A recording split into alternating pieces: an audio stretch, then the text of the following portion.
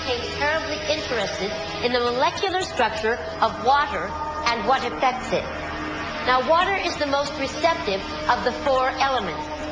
Mr. Emoto thought perhaps it would respond to non-physical events. So he set up a series of studies, applied mental stimuli, and photographed it with a microscope.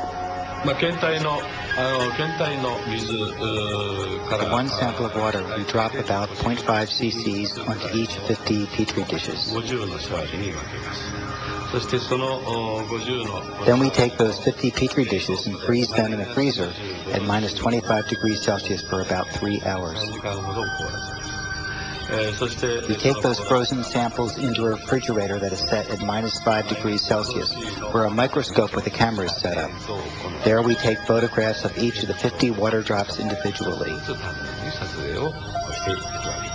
We first take photographs of water that we did not put any information in.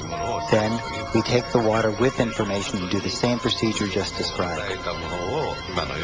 We take those before and after photographs and compare the differences.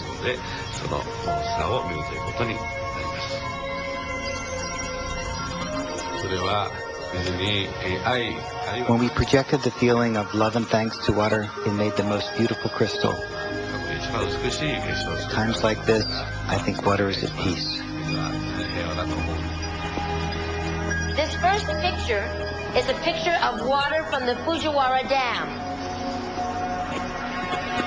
And this picture is the same water after receiving a blessing from a Zen Buddhist monk. Now, in this next series of pictures, Mr. Emoto printed out words, taped them to bottles of distilled water, and left them out overnight. This first photograph is a picture of the pure distilled water, just the essence of itself. These subsequent photographs, as you can see, are each different. This is the chi of love. And we move along here to thank you. And you can see where he taped that to this bottle here. But if you read Japanese, you already knew that.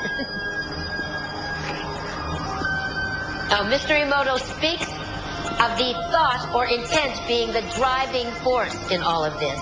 The science of how that actually affects the molecules is unknown, except to the water molecules, of course.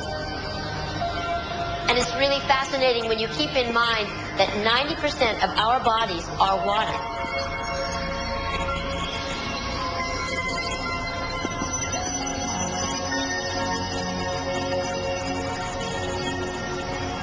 Makes you wonder, doesn't it? If thoughts can do that to water, imagine what our thoughts can do to us.